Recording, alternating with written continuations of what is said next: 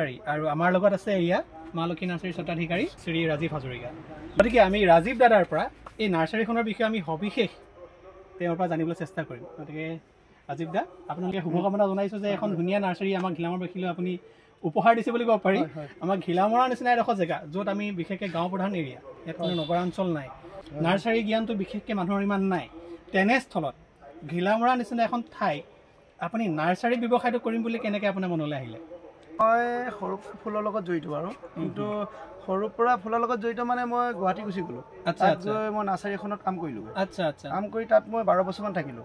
থাকি তাতে অলপ আইডিয়াটো ল'লোঁ আৰু তাৰপৰা মনত ভাবিলোঁ যে আমাৰ তাত এখন খুলিব পৰা হয় নিজকে।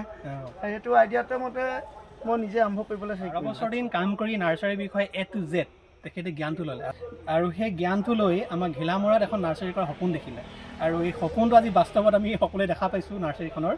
আচ্ছা ৰাজীৱ দা, এই নাৰ্চাৰীখন আপুনি আৰম্ভ কৰিব যাওঁতে মেইনলি আমাৰ ঘিলামৰাত কি মেইন সমস্যা আমি দেখা পাইছিলোঁ? ধৰি লওক যেনেকৈ এখন গেলামাল দোকান ষ্টাৰ্ট কৰিবলৈ আমাৰ সেই কাষ্টমাৰ ইমান চিন্তা কৰিব নালাগে যে শাক পাচলি কিনিবই, আলু পিঁয়াজ মানুহে কিনিবই, যিয়ে নহওক চেনি নিমখ প্ৰায় কিনিবই, দৈনন্দিন জীৱনত লাগেই। কিন্তু নাৰ্চাৰী অকণমান কাষ্টমাৰটো বেলেগ। গতিকে আপোনাৰ মেইন কি প্ৰব্লেম আছিলে ষ্টাৰ্ট কৰোঁ? মই ষ্টাৰ্ট কৰোঁতে প্ৰথম ঠিকে পাইছিলোঁ, কিন্তু ফুলৰটো অলপ কম আছিলে।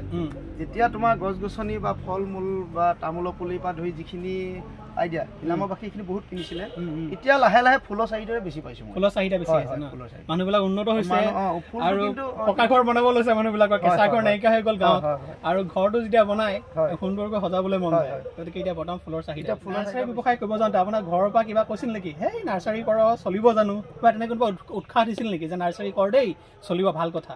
মই সেইটো আছিলে এই নাৰ্চাৰী কৰিম বুলিয়েতো বাহিৰত মই শিকিব গৈছিলোঁ। ঘৰৰ পৰা চাপৰ্ট পাইছোঁ, সেইটো কাৰণেতো এনেকুৱা অৱস্থা হ'লগৈ আজি। আপুনি কিমানখিনি মূলধন, কিমান টকাৰ পৰা নাৰ্চাৰীখন আৰম্ভ কৰিছিলে? বহুত কম খৰচত মই আৰম্ভ কৰিছিলোঁ। 20,000 টকাৰ পৰা মই এখন নাৰ্চাৰী আৰম্ভ কৰা তেতিয়া দিনত 2017 চনৰ পৰা মই এখন আৰম্ভ কৰিছিলোঁ। 20,000 টকাতে আজি মোৰ 2017 চনত হাতত মাত্ৰ টকা 20,000 লৈ মই নাৰ্চাৰীখনৰ সপোনৰ পোখা মেলিছিল আৰু সেই সপোনৰ পোখাই আজি ঠাল ঠেঙুলি লৈ ইমান ভেৰাইটিজ অফ প্ৰডাক্ট আছে ইয়াতে, আমি সকলোখিনি দেখাম আপোনাক। মানে কি নাই, ফুল ফল আপোনাৰ ৰেয়াৰ যিখিনি মহানিমৰ পৰা ধৰি যিখিনি আমাৰ মানে পাবলৈ নাই, ঔষধি গছ আপোনাৰ একদম বিলুপ্তৰ পৰা হৈ গৈছে কিছুমান গছ, সেইখিনি গছ আপুনি ইয়ালৈ আহিলে 100% পাবই। নাপালেও তেখেতে 2-এদিন সময় লৈ ক'ৰ পৰা হ'লেও আপোনাৰ চাহিদাটো তেখেতে পূৰণ কৰিবই।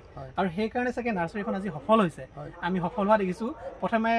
প্ৰথমে ইমান ডাঙৰ আছিলে নাই? প্ৰথমে কিমানটো এৰিয়া আছিলে? প্ৰথমটো এইটো এৰিয়া আছিলে, প্ৰথম ইয়াৰ পৰাই আৰম্ভ কৰিছিলোঁ, কিন্তু মালটো কম আছিলে, বিক্ৰীটো কম আছিলে। সেইটো কাৰণে লাহে লাহে বিক্ৰীটো যেতিয়া হ'ল তেতিয়া এই অৱস্থা হৈছিলে আৰু ফুলৰ নাৰ্চাৰীখন বেলেগ হ'ল। ত' ক'বলৈ গ'লে সেই ইয়াৰ এটা অংশ তালৈ বাঢ়িছে, আমি গ্ৰ'থ হোৱা দেখিছোঁ। গতিকে আপুনি আৰম্ভ কৰিছিলে 2017 চনত, আমাক জনালে 2017 চনৰ পৰা এতিয়া 2024, 7 বছৰত আপোনাৰ প্ৰফিট এণ্ড লছৰ ষ্টেটমেণ্টটো কি? প্ৰফিট হৈছে বুলি ভাবেনে? প্ৰফিট মানে এনেকুৱা হয়, নাৰ্চাৰী বোলা বস্তুটো এনেকুৱা হয়, এইটো আহিব আৰু ইটো আহিব। এতিয়া মানে এনেকুৱা এখন খোলাৰ পিছত মই আকৌ ছিজনেল এখন খুলি দিলোঁ, সেইটো কাৰণে ইয়াৰ প্ৰফিট তাত গৈছে আৰু এনেকৈ চলি আছে। আচ্ছা, মানে প্ৰফিট কৰিব পাৰি। ইয়াৰ পৰা জানিব পাৰি যে আমাৰ ঘিলামৰা নিচিনা এডোখৰ ঠাইতো নাৰ্চাৰী ব্যৱসায় কৰি এজন যুৱক স্বাৱলম্বী হ'ব পাৰি, নহয় জানো? নিশ্চয় পাৰি। আমি দেখিছোঁ আপোনাক স্বাৱলম্বী হোৱাৰ, আপোনাক গম পাইছোঁ ঘৰ ধুনীয়া পকা ঘৰ বনাইছে বোলে, নাই? সেইটোতো আপোনাৰ এই নাৰ্চাৰী ব্যৱসায়ৰ পৰা হৈছে। গতিকে সুন্দৰ। স্বাৱলম্বী হ'বলৈ আপোনাৰ কেৱল এটা চাকৰি বা আপুনি এখন ডাঙৰ গেলামালৰ দোকান বা এখন কেৱল হাৰ্ডৱেৰ দোকান খুলিলেই স্বাৱলম্বী হোৱা নুবুজায়। এখন নাৰ্চাৰী খুলিও এজন যুৱকে স্বাৱলম্বী হ'ব পাৰিব। আমি দেখিছোঁ নাৰ্চাৰীৰ লগতে এখন ধুনীয়া টাবৰ দোকান। আচলতে ফুল দিলে টাবটো দিবই লাগে, যেনেকৈ হাতী কিনিলে শিকলি লাগেই, ঠিক তেনেকৈ ফুল বুলি ক'লে টাবটো আহেই। প্ৰাইচটো আমি গম পাম পাছত, তেখেতে আহিলে আপোনাৰ কম ৰেটত মানে হ'লচেল ৰেটত মই টাব দি আছোঁ। হ'লচেল ৰেটত টাব মানে ফুল আৰু টাব লগতে যায়, কাৰণ ঘৰখনত সজাবলৈ ফুল আৰু ধুনীয়া টাব। গতিকে ফুলো পাব, টাবো পাব। আহক মালক্ষী নাৰ্চাৰীলৈ, জানক টাবৰ বিষয়ে, জানক টাবৰ দামবিলাক। হ'লচেল ৰেটত একদম কম মূল্যত আপোনাক এনেদৰে ধুনীয়া টাব আপোনাক ইয়াত পাব, উপলব্ধ আছে। মোৰ হাতত থকা এই ফুলটো কি হয়?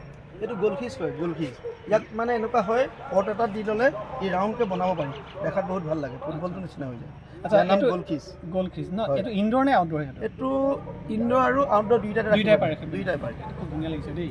এইটো এজেলিয়া কয়, এজেলিয়া। একচুৱেলি ইয়াক বাহিৰত ৰাখিব লাগে, মই আজি আহিছে কোনে মই ভিতৰত ৰাখিছোঁ, কাইলৈ পৰা মই ৰ'দত ওলাই দিম। আচ্ছা, আপুনি ফুলবিলাক এইবিলাক ক'ৰ পৰা অনা হয়? এইবিলাক মই য'ত গুৱাহাটীত মই প্ৰথম মানে শিকিছিলোঁ আৰু সেই দাদা এজনে মোক সহায় কৰিলে, সেই দাদা নাৰ্চাৰীৰ পৰা আহে আৰু সেই দাদা বা বাহিৰৰ পৰা কলিকতা বা বোম্বেৰ পৰা কিছুমান ফুল আহে। আচ্ছা, আপোনাৰ ডিমাণ্ড অনুসৰি ফুলবিলাক বেলেগ বেলেগ ঠাইৰ পৰা আনি দিয়ে নহয় জানো? আৰু ফুলবিলাক কিহত আনে, গাড়ীত নে বাছত? এইবিলাক মই গাড়ীত আনো, চুপাৰটো আহে পঠিয়াই দিয়ে, নাইট চুপাৰ পঠিয়াই দিয়ে। ইমান ভেৰাইটিজৰ ফুল লাগিছে, মানে কোনটো বিষয়ে সুধিম কোনটো বিষয়ে নুসুধিম তেনেকুৱা লাগিছে। জানাডু বুলি কয়, ইয়াৰ ইনডোৰ হয়। এইটো অকল ষ্টাইলটো এনেকুৱা, আৰু এইটো হ'ল আপোনাৰ ভেৰাইটিজ হয়। এইটো যেন পোকে খাই ফুটা কৰিছে তেনেকুৱা লাগিছে, কিন্তু আচলতে নহয়, পাত খিলাই তেনেকুৱা। আৰু এইটো বনচাই বনাইছিলোঁ মই, এইটো বনচাই। ইয়াৰ বয়স এতিয়া মোটামুটি 10 বছৰ ওপৰত হৈছে। এইটো বনচাই, এজোপা আজব ফুল। এইজোপা ফুলৰ বয়স 10 বছৰ। বিলিভ কৰিবনে, আমাৰ ইয়াত 10 দিন 15 দিনত হোৱা ফুলৰ গ্ৰোথটো 10 বছৰ মানে গ্ৰাফটিং কৰা হৈছে। আচ্ছা, এই ফুলটো আপুনি নিজৰ মতে গ্ৰাফটিং কৰিব পাৰি নহয় জানো? শ্বেপটো আপুনি নিজে দিব পাৰে। এইবিলাক ফুল তোমাৰ ইনডোৰ হয়। এইটো লিপষ্টিক বুলি কয়, ইয়াৰ নাম লিপষ্টিক হয়। একচুৱেলি ভেৰাইটিজ লিপষ্টিক ভেৰাইটিজ বুলি কয়, এইটো লিপষ্টিক ভেৰাইটিজ। আৰু আপোনাৰ স্নেক প্লাণ্ট, এইবিলাক চেকুলেণ্ট বুলি কয়। আৰু এইবিলাক যে সাপৰ নিচিনা দেখিছোঁ আগবাঢ়ি গৈছে, জাইগো প্লাণ্ট বুলি কয়। এই ফুলৰ নামবিলাক আপুনি কেনেকৈ মনত ৰাখে? ইমান ফুল আছে, কাৰণ আপুনি যি একদম পুৰা চাইণ্টিফিক নেমবিলাক কৈ আছে। মানে আজি 12-13 বছৰ ইয়াতে কাম কৰি মোৰ অভিজ্ঞতা হৈ গ'ল। এইবিলাক হ'ল, এইটো হ'ল মানি প্লাণ্ট। এইটো হ'ল আপোনাৰ খ্ৰীষ্টমাছ ট্ৰী বুলি কয়। ই ডিচেম্বৰত বেছি ফুলে। এইটো খ্ৰীষ্টমাছ ট্ৰী বুলি কয়। আগন্তুক খ্ৰীষ্টমাছ আহি আছে। আজি হ'ল 16 ডিচেম্বৰ আৰু 25 ডিচেম্বৰত বৰদিন আহি আছে। বৰদিনত আমি সকলোৱে ঘৰখন ধুনীয়াকৈ সজাওঁ, আৰু এইটো হ'ল খ্ৰীষ্টমাছ ট্ৰী। বৰদিনত না এই ফুল একদম ধুনীয়াকৈ ফুলে, ঘৰখন যেন একদম ফুলেৰে যেন ভৰি থাকে তেনেকুৱা যেন লাগে। গতিকে এই খ্ৰীষ্টমাছ ট্ৰীও আমাৰ মা লক্ষী নাৰ্চাৰীত উপলব্ধ আছে। মোৰ হাতত আছে এটা য়েল্ল' ৰ'জ।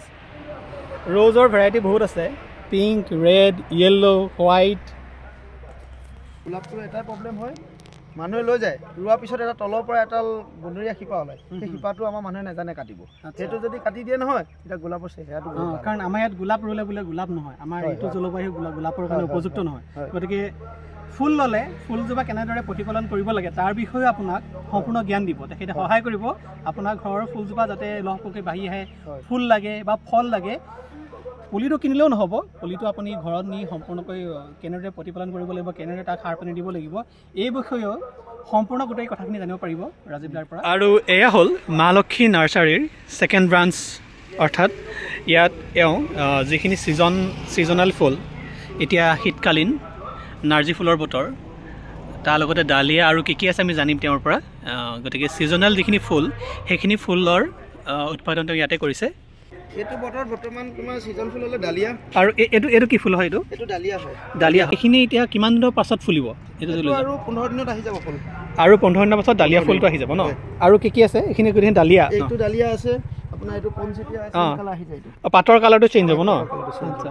আৰু এইপিনে কিষান্তিমাম আছে, ফুলি আছে, আৰু নাৰ্জী আছে আপোনাৰ চকলেট। আৰু এয়া এইখিনি কি ফুল হয়? কিষান্তিমাম বুলি কয়। আচ্ছা, এইটো 12 মাহে ফুলিব ন? আৰু গছ একেজোপা, কিন্তু ফুলবিলাক ৰং বিৰঙৰ যেন লাগিছে। চব কালাৰিং আছে, মিক্স কালাৰ আছে। আচ্ছা আচ্ছা আচ্ছা। চেলভিয়া বুলি কয়। এইটো চেলভিয়া ন? এইটো বৰ্তমান ছিজনেল। আচ্ছা আচ্ছা। বহুত ধুনীয়া লাগে ফুলটো। তাৰ প্ৰাইচবোৰ কিমান হয়? এইবোৰ ইমান ধুনীয়া লাগিছে। এইটো 30 আৰু 20 ভিতৰত দি আছো। সব 30 20 হয়। 30 টকা এটা পুলি, 30 টকা নহয় জানো? 30 টকা। আচ্ছা, 20 টকা। এটা ভাল লাগিছে আকৌ। এটা কিমান হ'ব? এই 30 টকা 20 টকা হয়। আচ্ছা, নয়নতৰা আমাৰ যিবিলাক গাঁৱত উপলব্ধ সেইটো জাতেই নে? নহয়, এইটো হাইব্ৰিড নয়ন। এইটো হাইব্ৰিড নয়নতৰা ন? আমি প্ৰত্যেকৰে প্ৰাইচবিলাক জানিম। এইটো যোনটো কৈছিলে, এইটো ইয়াৰ প্ৰাইচবিলাক কিমান হয় এটাত? এইটো 25 টকা। আজি ডাঙৰটো। আচ্ছা, ফুলটো ডাঙৰ। দেখিছে ফুলটো যথেষ্ট ডাঙৰ। এইবিলাক 20 টকাকে দি আছো। 20 টকাকে দি আছে।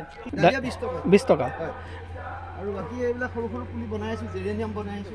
এতিয়া ধৰি লওক আঘোণৰ ধান চপাই মানুহে যেতিয়া ঘৰখন আতুম টোকাৰিকৈ যেতিয়া ৰাখিব বিচাৰে, তেতিয়া আমাৰ এই ধৰণৰ ফুলবিলাকে কয় নহয়, সোণতে শুৱগা চৰা বুলি কয় যে, এই সোণতে শুৱগা চৰাবলৈ তেখেতে ঘিলামৰাবাসীলৈ উপলব্ধ কৰি দিছে এই ধৰণৰ একদম মনোমোহা ধুনীয়া ধুনীয়া ফুল।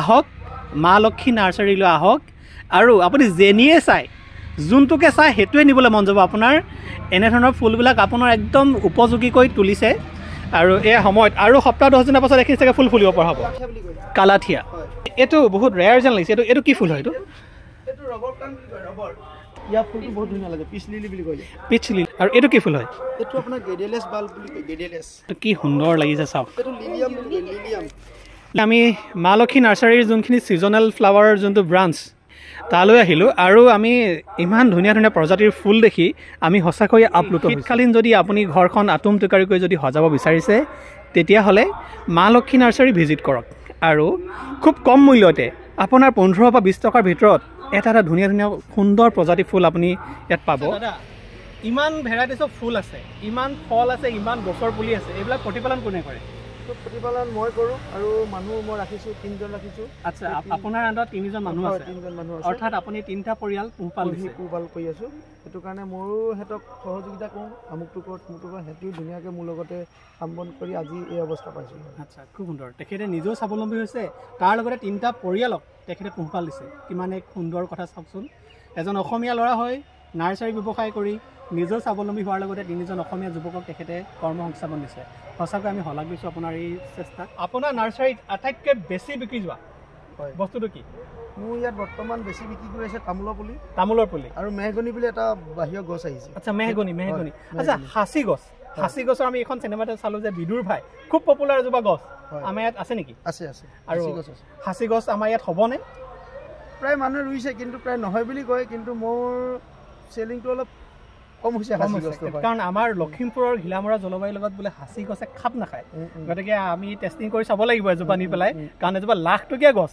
এজোপা গছৰ দাম যদি 5 লাখ 10 লাখ টকা হয় কি লাগিছে আৰু কি লাগে আৰু নহয় জানো তামোল আমাৰ বাৰীত সকলোৰে আছে কিন্তু তামোলবিলাক ইমানেই ওখ হয় পাৰিব নোৱাৰি গতিকে এইখিনি তামোল কি পাৰ্থক্যটো কি এইটো হ'ল হাইব্ৰিড তামোল এইটো হ'ল আপোনাৰ 3 বছৰ লাগে আৰু চাপৰ্টে লাগে মানুহে হাতে ছিঙিব পৰা ইমান ভেৰাইটিছ ওপৰত ভেৰাইটিছ আছে ফুল আছে ফল আছে আপোনাৰ ঔষধি গছ আছে গোটেইখিনি যদি এফালৰ পৰা দেখাই যায় আপোনাৰ গোটেই দিনটো শেষ নহ'ব গতিকে সকলো ধৰণৰ ফুলেই আছে সকলো ধৰণৰ ফলেই আছে আৰু আপোনাৰ ঔষধি গছ লাগিলে সেইখিনি পাব গতিকে আহক নাৰিকল পাব হাইব্ৰিড নাৰিকল আছে হাইব্ৰিড তামোল আছে শ্বিলঙীয়া তামোল চাপতে লগা তামোল যিখিনি নাম বেলেগ আছে গতিকে নামৰ বিষয়ে জানি থাকিলে আপোনাৰ বহুত দেৰি হ'ব আৰু দামৰ বিষয়ে জানিবলৈ হ'লে তেখেতৰ নাৰ্চাৰীলৈ আহক আৰু একদম কম মূল্যতে তেখেতে দিম বুলি প্ৰতিশ্ৰুতি কৰিছে আহক এবাৰ ফুলৰ বিষয়ে জানক ফুল ঘৰত ৰুৱক প্ৰতিপালন কৰিবলৈ তেখেতৰ পৰা শিকক সাৰ পানী সকলো বিষয়ে তেখেতৰ পৰা জানক আৰু নাৰ্চাৰীৰ এড্ৰেছটো দাদাই মোক জনায় মা লক্ষ্মী নাৰ্চাৰীৰ এড্ৰেছটো উলিয়াবলৈ একেবাৰে সহজ